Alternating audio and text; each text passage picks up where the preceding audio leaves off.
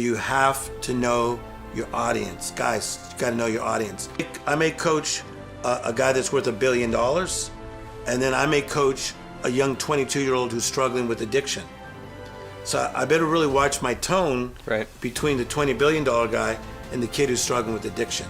If I'm speaking to a group of prisoners that I know they're going to get out within a year, I'm teaching maybe on hope. If I'm teaching to a group of prisoners that are in there 10 years to life, I'm teaching at a different tone. I'm teaching on prosper where you're planted, that even though you're in the midst of this, sometimes you got to get left before you get right. Use this left experience as a library and a sanctuary. To somebody that I know is getting out in 12 months, I'm teaching them about hope and preparing them to get out.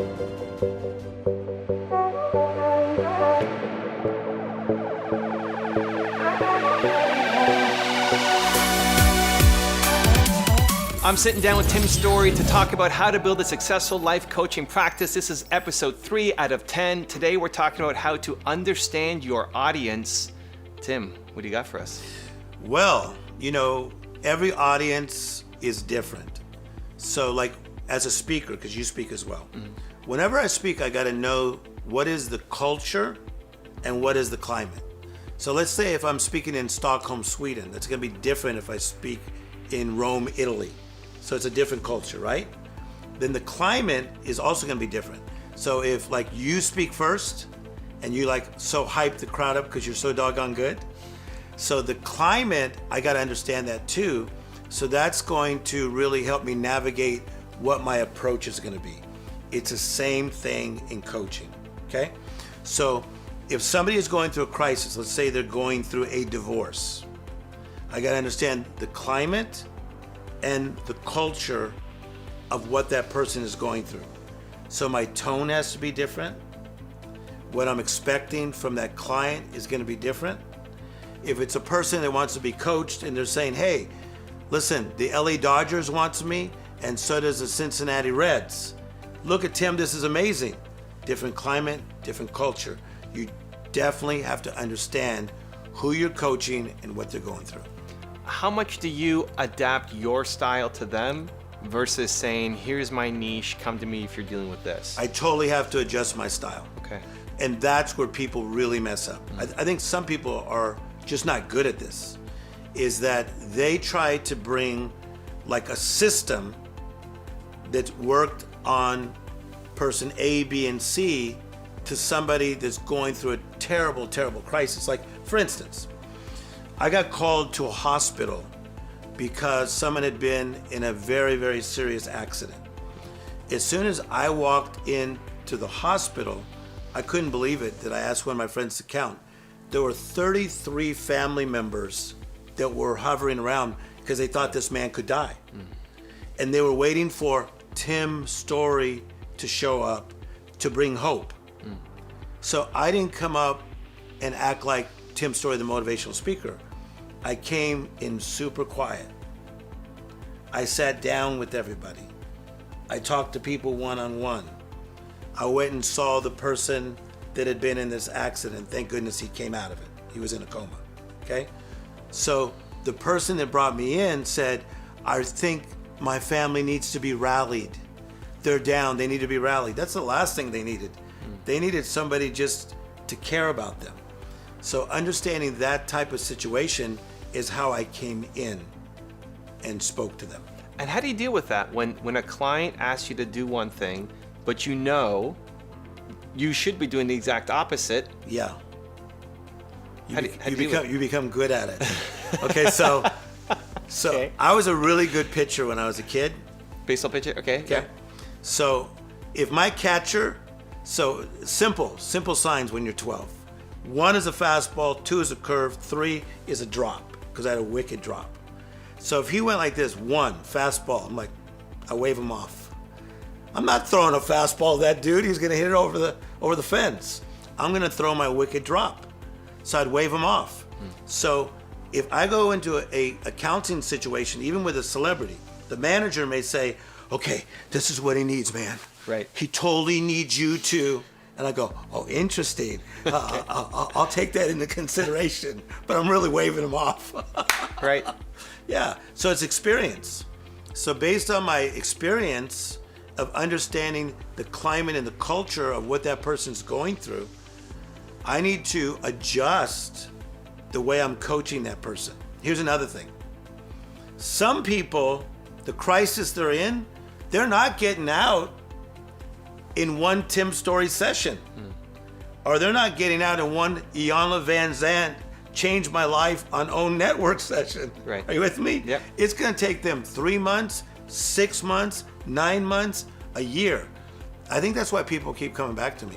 Because I'll tell people the truth. I'll say, you know what? Man, dude, you've been at this for a long time. It's going to probably take you about 12 months. They're like, no, I don't want to hear that. I go, it's the truth.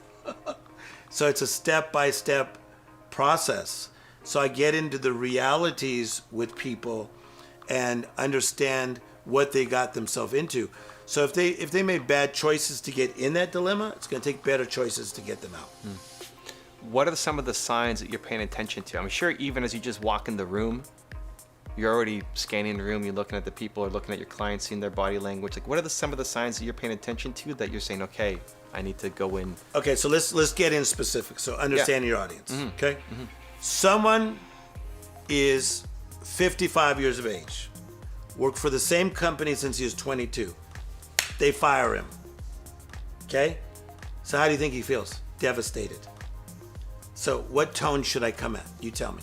What tone should I have towards this guy? Empathetic, understanding, low key. I'm bringing it down. Right. Okay, so how does that feel? Like, man, I can't believe they did that. So what are your thoughts right now? I want to get even. I want to get on Yelp.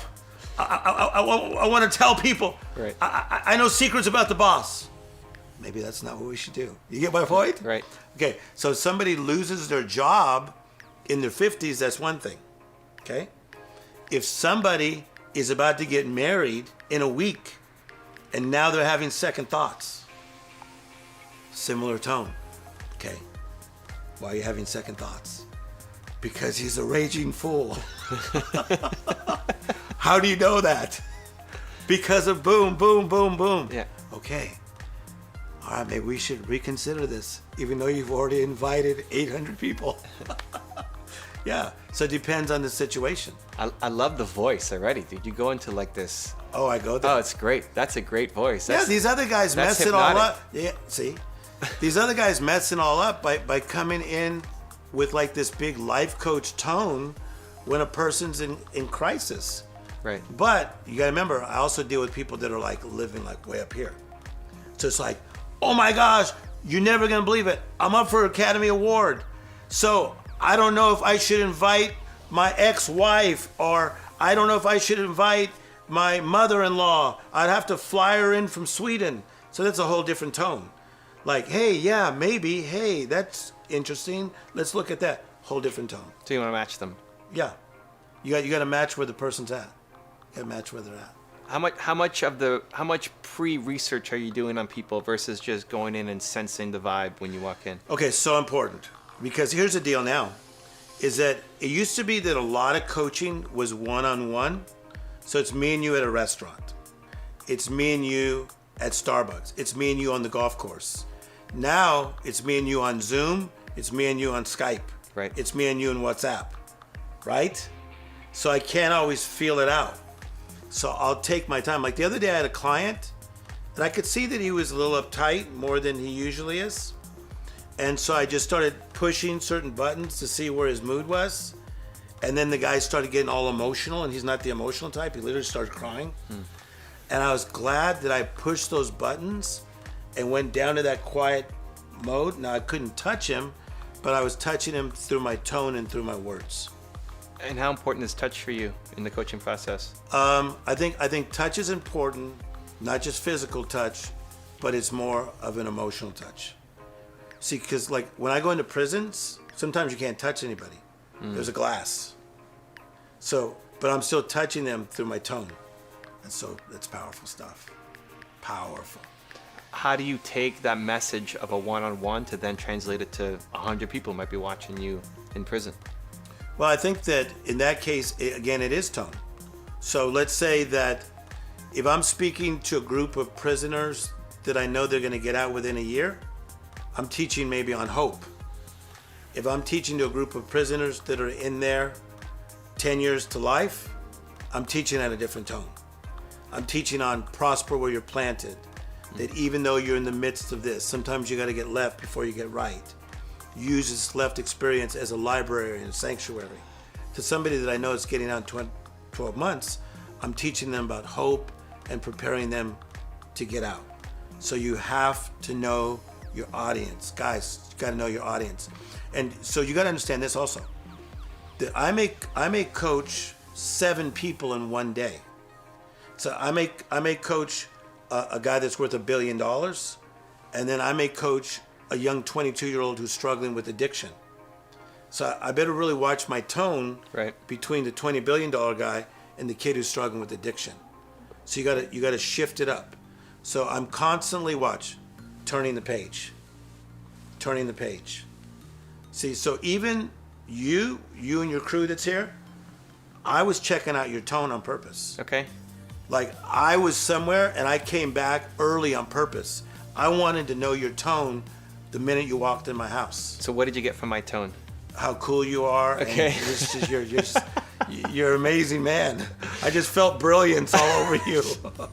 I'll use that as a case study, testimonial right there, Tim's story. That's just how I roll. So in understanding me, yeah. What do you then shift in either the stories you tell or your demeanor, or like how are you changing? I shifted you without you even knowing I shifted you. You shifted me. I did today. I mean, I felt that too, but it's interesting because at the beginning I asked you, you said, well, you need to shift to the person that you're dealing with. Yes. So you want to understand me, get into my world, and then you're trying to bring me into yours? I'm not, I don't want you in mine. Okay. I want you to get into a state that is best for you to handle the situation. Okay. Okay. So in the case of today, you guys have been on the road. You're doing this amazing tour, right? Right. So now you're like boom, boom, boom, one place to another. So now you see Tim Story. Hi, Tim Story. You're not Grant Cardone. Hi, Tim Story. You're not President Obama. Sure. It's me. Hi, it's Tim Story. So I took my time, and then you started to feel my essence and who I am. Okay. Right? Yeah. So then you started to like get on the same wavelength as me. So now we can chop it up and do a better job. That's very Oprah. I like it. That's why Oprah is the best at Right. what she does. She takes people into her place. And then how do you do that in such a short amount of time? What are you looking for? What signs? What techniques? Listen, dealing with you today is going to be different than dealing with you tomorrow. Okay. It all depends on how you woke up, what kind of food you ate, how you slept, right? So if you're in a different mood tomorrow, I'll handle that mood too. I'm looking for body language, spoken words, movement, erratic behavior. Yeah. People get blown away. Most managers say, nobody has ever been able to talk to my client like this. Like I can name 10 of the biggest entertainers in the world that their managers say, nobody can talk to that guy or that lady that way.